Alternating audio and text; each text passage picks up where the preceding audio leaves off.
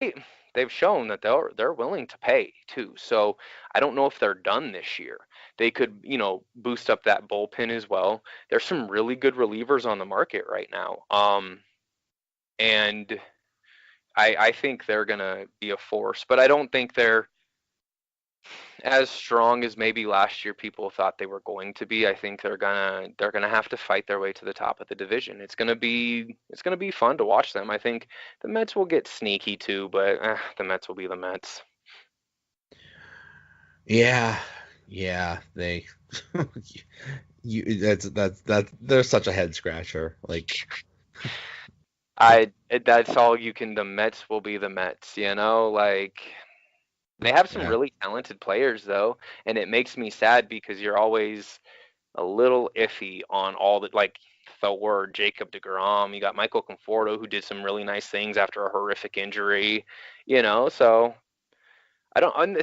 They made the trade they made. They grabbed Robbie Cano and Edwin Diaz, I believe the Mets did.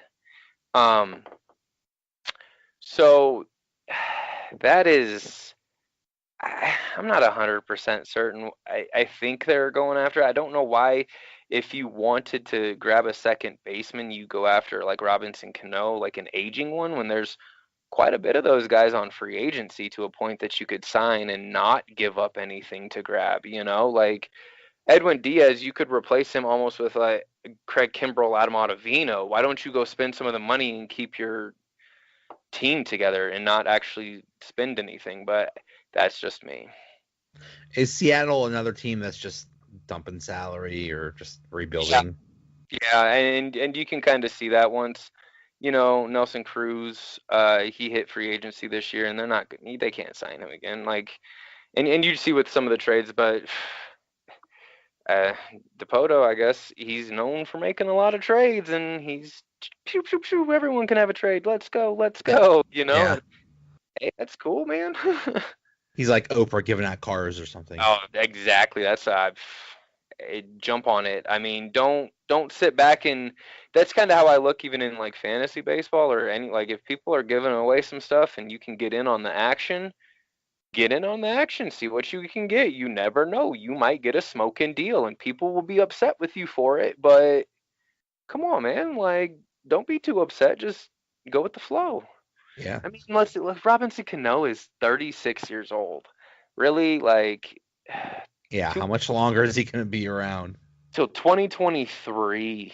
God, with that contract, 10 years, 240, he signed back in 14. So, I mean, I'm sure there's options in there as well, but to me, that's a head scratcher because if you wanted an aging second baseman, you could probably go sign Daniel Murphy, DJ LeMahieu. I love his defense. He has a good hit tool as well. It's not all inflated by Coors.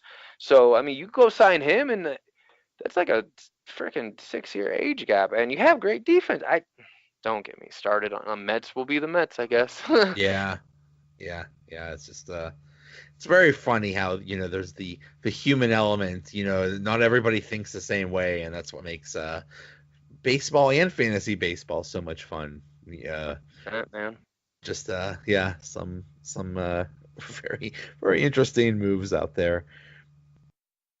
Um, in the Central, how how much better? And I hate to say this because they're the Pirates are in the same division as the Cubs and the Cardinals, but Cardinals getting Goldschmidt that hurts. It hurts every other team in the Central. Yeah, I think that puts a nice little tier now, where there's a two-team tier, and then everybody else is kind of fighting for scraps. And the problem is with the wild card, you would have to be one of the two teams in that tier to be fighting for the wild card. I don't think the Pirates are going to be doing that. I don't think the Chris Archer trade was good, so I mean I already think they're a little bit back there. But the Cubs, you already know what they got. Bryce Harper might even sign there as well, so you never know. You don't keep that out of your, don't overlook that.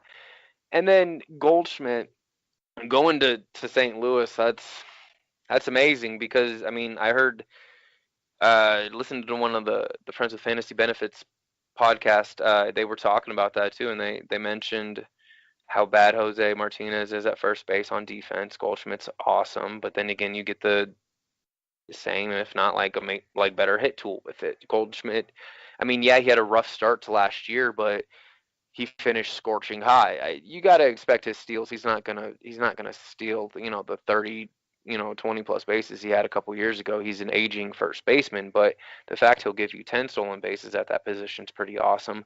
But he smashes the ball still. It's damn near 300. So I man, I know some people were upset about it in Arizona because that's like Kutch getting traded. That's your player, man. But if you're a Cardinals fan, you're jumping up and down now, I feel like. Yeah, yeah. It's it's so frustrating to be a Pirates fan. It really is. It's they just they have their budget constraints and like they do what they can, but it's always like everything's on a budget with them. I feel like because I live in Colorado and I watch a lot of Rockies stuff. My wife's a Rockies fan, so by default, I'm a Rockies fan as well. Um, I have very strong opinions on how the Rockies kind of do their stuff as well, and I feel like they're kind of very similar in that sense. Sometimes you want them to spin up, and they're like, "Oh no, we're not gonna do it." And I mean, last year they re-signed Cargo, which I didn't quite understand because they got Ramil Tapia just chilling down there, and he's ready to go. They got a good minor league system for hitters.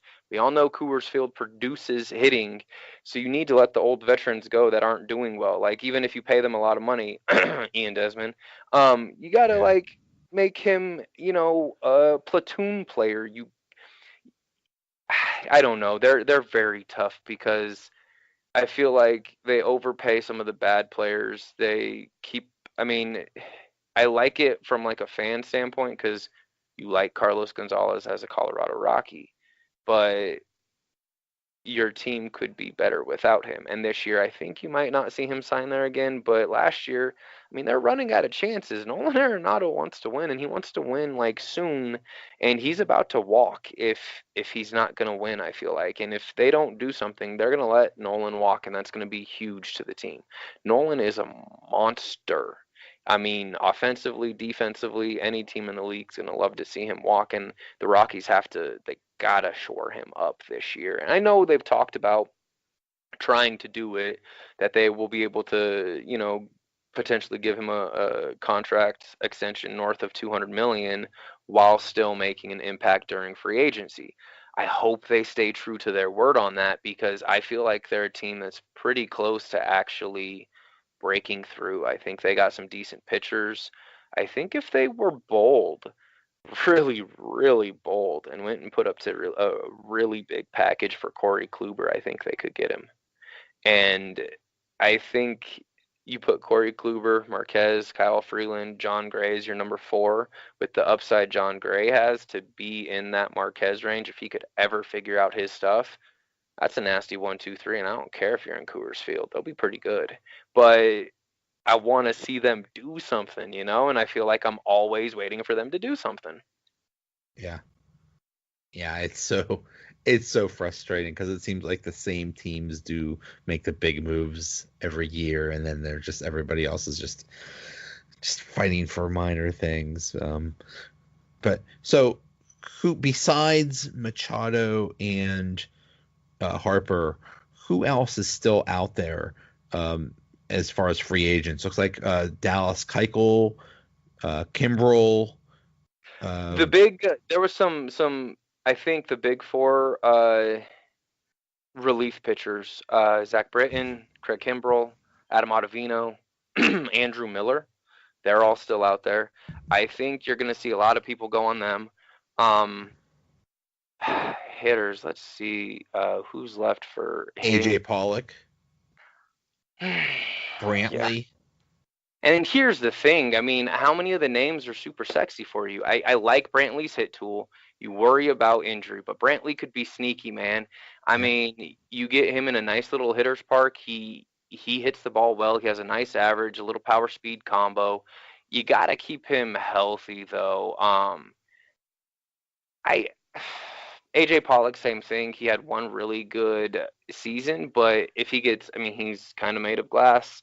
But if how much are they gonna ask for, and how much do you want to invest in those old of players almost? Because AJ Pollock isn't a young dude anymore. You know what I'm saying? And you've seen a shift over the last couple of years where the the older guys aren't getting those contracts they want.